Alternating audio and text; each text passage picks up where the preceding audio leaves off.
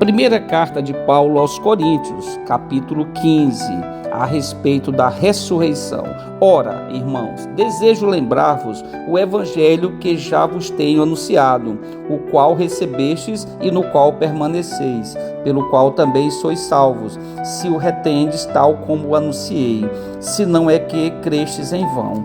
Antes de tudo, vos entreguei o que também recebi, que Cristo morreu por nós, nossos pecados, segundo as Escrituras, foi sepultado e ressuscitou ao terceiro dia, segundo as Escrituras. Em seguida, foi visto por Cefas e depois pelos 12. Depois foi visto uma vez por mais de 500 irmãos, dos quais vive ainda a maior parte, mas alguns já morreram. Depois foi visto por Tiago, depois por todos os apóstolos, e por último de todos apareceu também a mim, como a um que nasceu fora do tempo, pois eu sou o menor dos apóstolos, que mesmo não sou digno de ser chamado apóstolo, porque persegui a igreja de Deus. Pela graça de Deus, porém, sou o que sou, e a sua graça para comigo não foi vã. Antes trabalhei muito mais do que todos eles, todavia não eu, mas a graça de Deus que está comigo. Então, ou sejam eles, assim pregamos e assim crestes. Ora, se pregamos que Cristo foi ressuscitado dentre os mortos, como dizem alguns de vós, que não há ressurreição de mortos, e se não há ressurreição de mortos, também Cristo não ressurgiu. E se Cristo não ressurgiu, logo é vã a nossa pregação, e também é vã a vossa fé. Somos considerados como falsas testemunhas de Deus, pois testificamos contra Deus, que ressuscitou a Cristo, ao qual, porém, não ressuscitou, se na verdade os mortos não são ressuscitados. Pois, se os mortos não são ressuscitados, também Cristo não foi ressuscitado. E, se Cristo não foi ressuscitado, é vã a vossa fé, e ainda permaneceis nos vossos pecados. E também os que dormiram em Cristo estão perdidos. Se esperamos em Cristo só nesta vida, somos os mais miseráveis de todos os homens. Se de fato, porém, Cristo ressuscitou dentre os mortos e foi feito as primícias dos que dormem. Pois assim como a morte veio por um homem, também a ressurreição dos mortos veio por um homem. Pois assim como todos morrem em Adão, assim também todos serão vivificados em Cristo Jesus, cada um, porém, por sua ordem. Cristo o primeiro, depois os que são de Cristo na sua vinda. Então virá o fim, quando estiver entregado o reino a Deus, o Pai, e quando houver destruído todo o domínio, toda a autoridade e todo o poder, pois convém que ele reine até que haja posto a todos os inimigos debaixo dos seus pés. Ora, o último inimigo que há de ser destruído é a morte, pois todas as coisas sujeitou debaixo de seus pés. Mas, quando diz que todas as coisas lhe estão sujeitas, claro está que se excetua aquele que lhe sujeitou todas as coisas. E quando todas as coisas lhe estiverem sujeitas, então também o mesmo Filho se sujeitará àquele que todas as coisas lhe sujeitou, para que Deus seja tudo em todos. De outra maneira, que farão os que batizam pelos mortos, se absolutamente os mortos não ressurgem? Por que se batizam eles, então, pelos mortos? Porque estamos nós também a toda hora em perigo. Eu vos declaro que cada dia morro gloriando-me em vós, irmãos, por Cristo Jesus, nosso Senhor. Se como homem lutei em Éfeso com feras, que me aproveita isso, se os mortos não são ressuscitados? Comamos e bebamos, pois amanhã morreremos. Não vos enganeis, as más companhias corrompem os bons costumes. Voltai à sobriedade e não pequeis, pois alguns ainda não têm o conhecimento de Deus. Digo para vergonha vossa. Alguém, contudo, dirá: como ressurgirão os mortos? E com que corpo virão?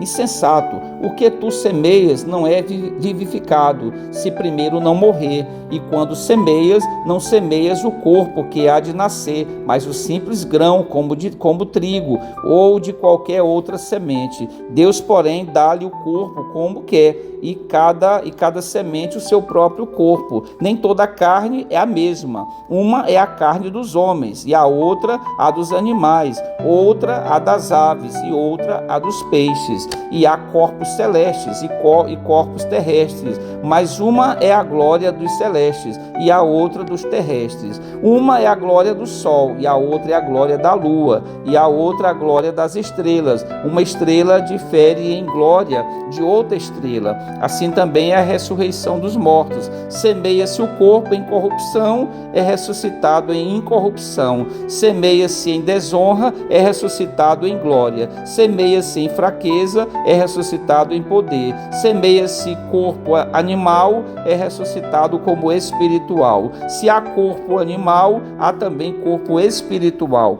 Assim também está escrito: o primeiro homem, Adão, foi feito alma vivente, e o último homem, e o último Adão, espírito vivificante. Não vejo primeiro o espiritual, mas o natural, e depois o espiritual. O primeiro homem, sendo da terra, é terreno, o segundo homem é do céu. Qual o terreno, tais são também os terrenos, e qual celestial, tais também os celestiais. E assim como trouxemos a imagem do terreno, assim traremos também a imagem do celestial. E agora digo isto, irmãos, que a carne e o sangue não podem herdar o reino de Deus, nem a corrupção herda a incorrupção. Eis que vos digo o mistério: na verdade, nem todos dormiremos, mas todos seremos transformados. No momento, no abrir e fechar de olhos, ao soar da última trombeta, pois a trombeta soará e os mortos ressurgirão incorruptíveis, e nós seremos transformados,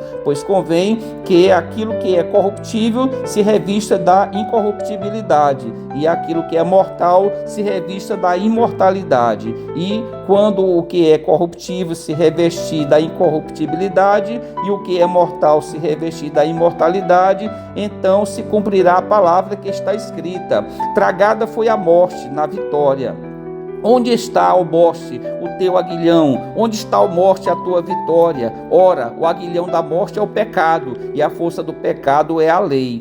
Graças, porém, a Deus, que nos dá a vitória por nosso Senhor Jesus Cristo. Portanto, meus amados irmãos, sede firmes e constantes, sempre abundantes na obra do Senhor, sabendo que no Senhor o vosso trabalho não é vão. Pai eterno, Pai do nosso Senhor e Salvador Jesus Cristo, querido Deus, amado Deus, soberano Deus, o Deus que reina sobre todo o universo, sobre toda a terra, sobre todos nós, que não ocorre nada na face da terra ou no universo sem que o Senhor tenha que permitir antecipadamente. Todas as coisas estão debaixo do controle do Senhor. O Senhor é o Todo-Poderoso, digno de toda honra e toda glória, de toda reverência. E nesse momento, Senhor, nós queremos, todos nós, eu e todos os componentes do canal de oração, desse canal abençoado, que tem sido uma bênção nas nossas vidas, Senhor. Nós pedimos a permissão para estarmos de joelhos nesse momento, glorificando o nome do Senhor, o nome do Senhor Jesus e o nome do Senhor Espírito Santo, agradecendo, Senhor, por todas as bênçãos derramadas sobre as nossas cabeças, porque o Senhor é um Deus que cuida de nós, o Senhor cuida daqueles que amam ao Senhor, e nesse momento todos nós queremos declarar o nosso amor incondicional pelo Senhor, porque nós amamos ao Senhor, somos agradecidos ao Senhor e viemos aqui glorificar, exaltar, render graças ao santo nome do Senhor. Obrigado, Senhor, por tudo que o Senhor nos abençoou durante todo esse dia, o pão, a água, a vestimenta, o livramento, Senhor. Obrigado por tudo, Senhor. E nós queremos também interceder nesse momento por todos aqueles que compõem o canal de oração, pela vida de cada um, pela saúde de cada um, que o Senhor possa abençoar a cada um. E se porventura houver alguém que ainda não teve um encontro de salvação verdadeira com o Senhor Jesus, que possa fazê-lo nessa noite, que possa confessar nesta noite os seus pecados, porque a palavra do Senhor vai nos dizer na epístola de João, na primeira carta de João, no capítulo 1, versículo 9, João vai dizer: se confessarmos os nossos pecados, o Senhor é fiel e justo para nos perdoar os pecados e nos purificar de toda a injustiça. Por isso, Senhor, todos nós queremos confessar os nossos pecados, tudo aquilo que ofendeu a santidade do Senhor e do Senhor Jesus e do Senhor Espírito Santo durante todo esse dia. Nos perdoa, Senhor. Nós nos arrependemos de tudo aquilo que possamos ter ofendido a santidade do Senhor, porque o Senhor é um Deus santo. O profeta Abacuque vai dizer lá no capítulo 1, versículo 15, ele vai dizer: tu és tão puro de olhos, Senhor, tu és tão santo que não podes contemplar a maldade, nem o mal e nem o pecado. E nós concordamos com isso. O Senhor é um Deus cujo atributo mais proeminente é a santidade, e esse atributo ele é elevado ao 3º grau. Por isso a palavra, quando fala sobre a santidade do Senhor, vai dizer que o Senhor é santo, que o Senhor é santo, que o Senhor é santo, 3 vezes santo, porque é o atributo mais elevado, o mais proeminente. Por isso toda a honra, toda a reverência nossa quando estamos na presença do Senhor. E nesse momento, Senhor, temos a plena consciência que estamos de joelhos em terra santa, no lugar de oração, Senhor Deus, para falar com o Senhor. E nós agradecemos porque o Senhor nos recebe, o ser, o todo-poderoso, o perfeito, o santo, recebendo a presença de pessoas humanas e limitadas como somos nós. Mas o Senhor se compadece de nós, porque o Senhor tem nos amado. João também vai dizer no seu evangelho, do capítulo 3, versículo 16, porque o Senhor amou ao mundo de tal maneira que deu seu Filho unigênito, para que todo aquele que nele crê não pereça, mas tenha a vida eterna. Foi um amor incondicional, um amor que nem o próprio apóstolo João pôde declinar, de revelar com palavras. Ele disse apenas: Senhor, de tal maneira, de uma maneira inexplicável, o Senhor nos amou. E o texto sagrado também vai dizer que o Senhor nos amou primeiro. Antes que nós amássemos ao Senhor, o Senhor nos amou primeiro. Isso é motivo de grande alegria, de grande honra para nós, de grande satisfação para nós nessa noite, saber essas revelações da palavra do Senhor, e que essa palavra, Senhor, possa ser levada pelo Senhor,